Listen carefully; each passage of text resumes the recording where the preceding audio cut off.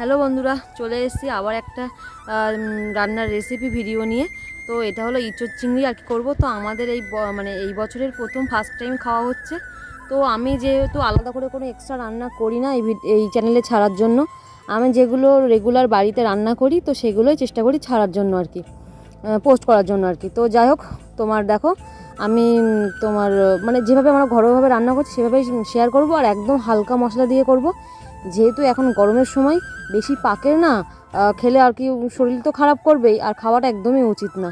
তো একদম হালকা আর কি। তো যাই হোক, আমি এই যে চিংড়ি মাছটা একটু লবণ হলুদ দিয়ে হালকা পরিমাণে ভেজে নিয়েছি, বেশি ভাজবো না, আর অল্প তেল দিয়েই করছি। আর চেষ্টা করব একদম অল্প তেল দিয়ে রান্নাটা করার জন্য আর কি। আর ইঁচড়টাও বেশ ভালো করে সিদ্ধ করে নিয়েছিলাম তোমার প্রথম দিকে একটু লবণ দিয়ে আর কি।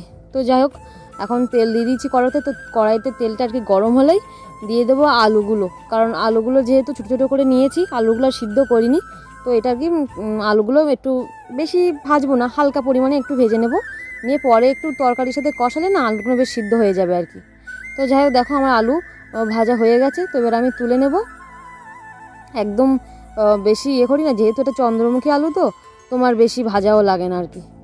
তো যাই হোক, আর এদিকে আলুটা ভেজে নিয়ে এবার আমি আর কি ইঁচড় চিংড়ির জন্য সব পরপর এবার সব কষিয়ে রান্নাটা বসিয়ে দেবো। তো যাই হোক, প্রথমে দিয়ে দিলাম একটু মানে জিরে আর একটু তেজপাতা তেলের মধ্যে দিয়ে দিচ্ছি। আর বললাম না আমি অল্প তেলেই করব, তো যেটুকু তেল আছে সেই তেলেই আমি রান্নাটা আর কি করার চেষ্টা করছি। তো প্রথমে দিলাম এই যে পেঁয়াজ আর লঙ্কাটা। তো পেঁয়াজটা আর একটু দিলে ভালো হতো, কিন্তু বললাম না অল্প চেষ্টা করছি অল্প দিয়ে করার জন্য। আর আরেকটা কথা বলে রাখি, ততক্ষণ আমার পেঁয়াজটা বেশ একটুখানি হোক, মানে ভাজা ভাজা হোক। তো রান্নাটা না বেশ খেতে ভালো হয়েছিল আর কি। আমার ওই মানে সঙ্গীতা ব্লগে চ্যানেলে তোমার দেখলে তোমরা বুঝতে পারবে আর কি। সত্যি খুব সুন্দর হয়েছিল, একদম হালকার মধ্যে। তো যাই হোক, কথা বলতে বলতে এদিকে আদা রসুনটাও দিয়ে দিয়েছি, তো কষানো হয়ে গেছে।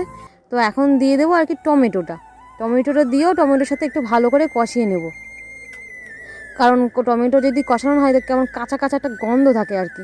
তো সেটাই আর কি। তো ভালো করে এই যে কষিয়ে নেবো, তার মধ্যে একটু জল দেবো, কিন্তু এটা একটুখানি ভালো করে নাড়াচাড়া করে নিই আগে, তারপরে দেখি একটু জল দেবো। আর তার মধ্যে গুঁড়ো মশলাগুলোও দিয়ে দেবো। আর গুঁড়ো মশলার মধ্যে ওখানে আছে লবণ, মিট মশলা, জিরে গুঁড়ো আর হলুদ গুঁড়ো আছে। আর আজকে না এই তরকারিতে আমি চিনিটা দেবো না, কারণ আমার ছোটো ভাই কিংবা বড়ো ভাইরা চিনি খায় না। অবশ্য দিই, কিন্তু ওরা যেহেতু পাশে ছিল বলে দেওয়া হয়নি, নাহলে না খেতেই চায় না।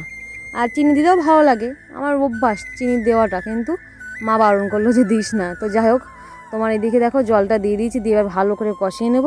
তো এইদিকে দেখো এই যে বেশ ভালো করে না কষানো হয়ে গেছে, হালকা হালকা পরিমাণে তেলেও ছাড়ছে। তো আর এবার করলে না পুড়ে যাবে বলতে গেলে চলে। তো যাই হোক, আর কষাবো না। তো এবারে আমি প্রথমে দিয়ে দেবো চিংড়ি মাছ আলুটা আর কি, দিয়ে ভালো করে না কষিয়ে নেব। তো এই যে এগুলো ভেজে রেখে দিয়েছিলাম, তো এবার এইগুলো দিয়ে দিয়েছি, দিয়ে এবার এগুলোর সাথে ভালো করে একটু কষিয়ে নেব, নিয়ে তারপরে দেবো এঁচোড় চিংড়িটা, এই এঁচোড় চিংড়ি বলছি, এঁচোড়টা আর কি দিয়ে দেবো। তো এইদিকে দেখো তোমার এঁচোড়টা এবার দিয়ে দেবো, কিন্তু এঁচোড়টা না বেশ ছোটো ছোটো করে কাটা হয়েছে আর কি। তোমার বাবা কেটেছিল, মানে আমি একটু বলেছিলাম বড় করে কাটতে, কিন্তু বাবা বেশ একটু ছোটো ছোটো করে কেটেছে। বাবা বলছে খাওয়া নিয়ে কথা, ছোটো হোক আর বড় হোক। আর তার মধ্যে না মোবাইলটা একটু বেশ মানে কেমন একটা স্লো মোশন, মানে কেমন একটা হচ্ছিলো আর কি, ফোনটা কাঁপছিল। তো ওই জন্য তখন একটু বন্ধ করে দিতে হলো আর কি।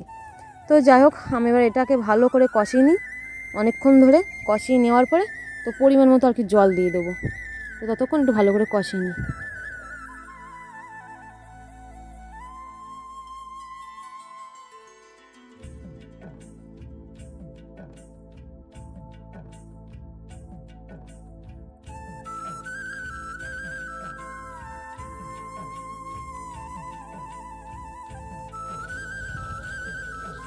তো দেখো বেশ ভালোভাবেই কষিয়ে নিয়েছি।